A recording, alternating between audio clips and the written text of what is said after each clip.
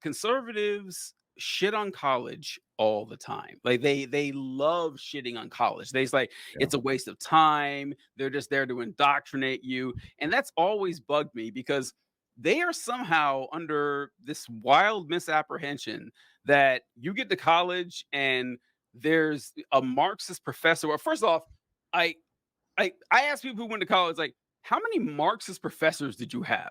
Like in your 4 years, maybe one, maybe. Yeah. Yeah, it's not you don't run across these folks. But the reason that people who go to college are more liberal than people who don't is very simple.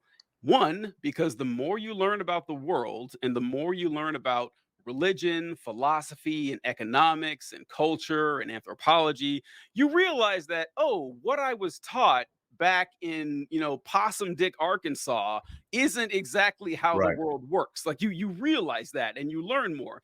And almost equally importantly, as important, you get to meet people from all around the Yep. country and all around the world and talk to them and learn about their Yeah. experiences. There is no chance that you go through that and come out just as conservative as you went in. You can't. And it Yeah. even works with conservatives because conservatives who went to college are less conservative than conservatives who don't. And like so Yeah. it's like it's not a conspiracy. It's just reality has a left-wing bias and that's And just how it goes.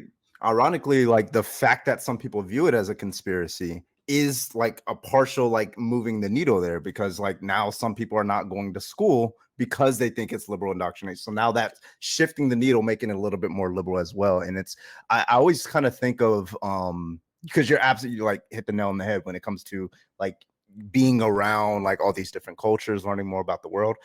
Basically, going to college, if you're like in a rural area or just like a suburban area, like you Yeah. go to college, it's like moving to the city. It's Mhm. like moving to New York City because when you go to New York City, you go to like San Francisco or something like that. You are like meeting the immigrant. You are meeting the first Muslim person. You are meeting the first trans person that you've ever met in your life. And then like all these things, all these different worldviews. Things are moving fast. It's the city, and what happens when people move to the city after a certain amount of time, their views just if you're extreme on the right, your views just start to moderate a little bit, and that's what makes the city 60%, 70% blue. So that's basically what college is. That's the kind of thing that I see college as is like people from the city. People from all around the world are going into this one place, and it's kind of changing the culture there a little bit. So yeah, you hit the nail on the head with that one. Yeah. Yeah, the city is an excellent parallel to this because this is another thing. God, conservatives are just so predictable with the shit that they say is that they always talk about the high crime rates in the blue cities and everything. And I can't tell I'm I had to have this conversation. It's like, listen, cities, like large cities are blue because they have to be blue. They have to. There's I actually looked it up for a video I did once. So like I think it was the top 50 or top 60 populations centers in the United States. And I think two of them had like Republican governorships. It was like Mm, I think I can't remember, maybe it's Jacksonville, Florida, and then some other yeah. state, but the rest of them were all Democrat run. And there's a very simple reason for that is that cities are the primary economic engine of the state or the region. Like that, Yep. that's where all the money is, that's where all the industry is. And so since that's the primary economic engine, it's going to attract people from all around the state, all around the country, all around the world. Right. People who have different life experiences, different backgrounds, different beliefs than you. And you've got to find a way to make this work. And Right. you're going to need, you're going to need to have programs for, public transportation, public works and getting stuff done. And conservatives are against all of that. And Yeah. so like a city could not exist if it was run by conservatives. So Yep. yeah, crime is going to be higher where there's going to be a lot of people. That's not a surprise to anybody, but the crime doesn't exist because it's blue. It exists Yeah. because there's a lot of people, and a large city can only be blue. Like there's no chance that you're going to have, Kansas, Topeka, Kansas values in St. Louis, Missouri. It can't work at all. So I don't know. Yeah. It's just it's obnoxious that they they keep falling back on this because Yeah. they lack critical thinking skills. They do. I don't know what to say. Yeah. And then like I always just show them like many different types of like when it comes to like homicide or like gun deaths or things like that. I'm like, oh, okay, let's compare like New York to Florida. Well, on the state level, New York is like much safer than Florida. Okay, well let's compare New York City to like or like different types of cities in Florida to like New York City.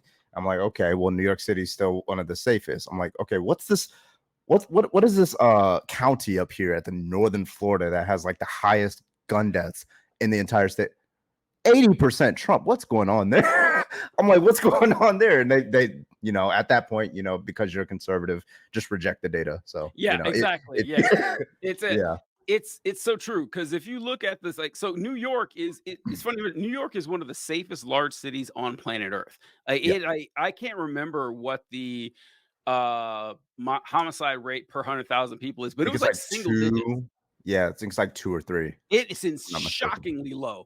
Yeah, And if you actually look up the cities with the highest homicide rates, it's like, small towns in Alabama or something like yeah, that. Like there, and of course, if you look up the states with the highest homicide rates, it's like 8 or 9 out of 10 of them are going to be red states. And yeah, like nothing of like this is the problem. Like this is why honestly, God bless you for debating this, because it's just so difficult for me. Is that they don't not only do they not know the facts, but when they're told the facts, they just reject it. It's like, yeah, no, no, the the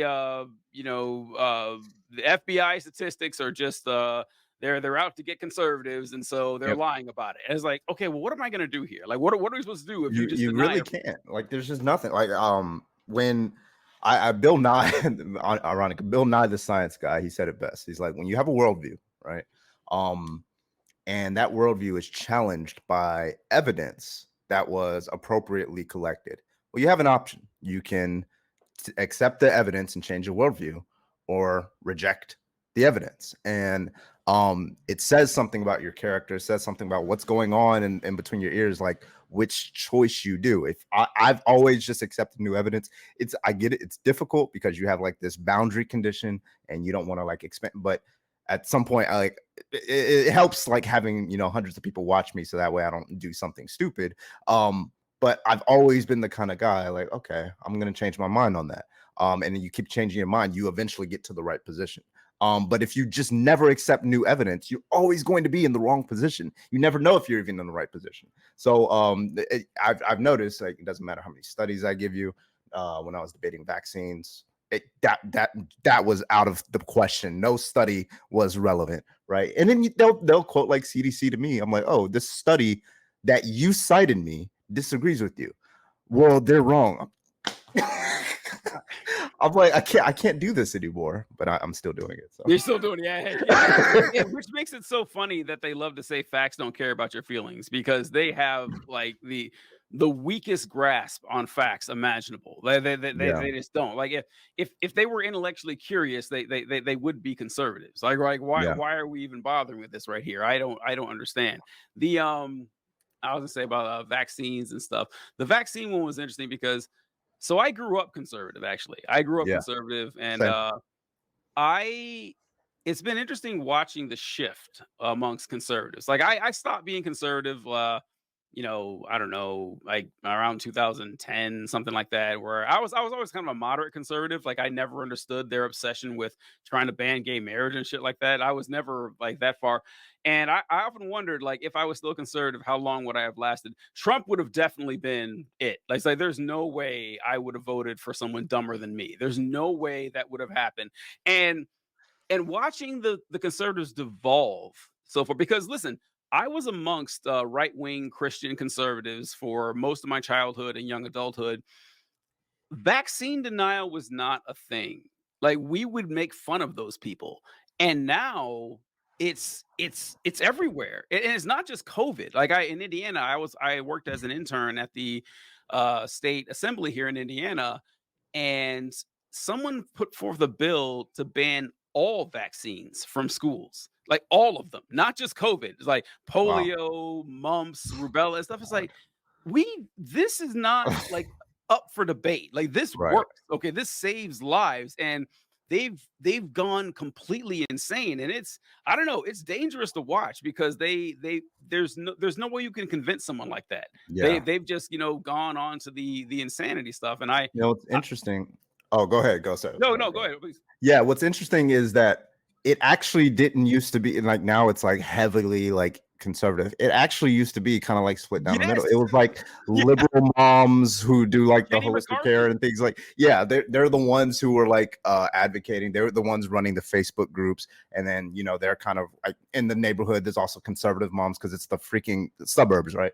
And so yeah, that a lot of that was where the vaccine, the anti-vax movement kind of had this small little community, and they weren't really a threat, and they weren't, you have yeah, it was never that really that big.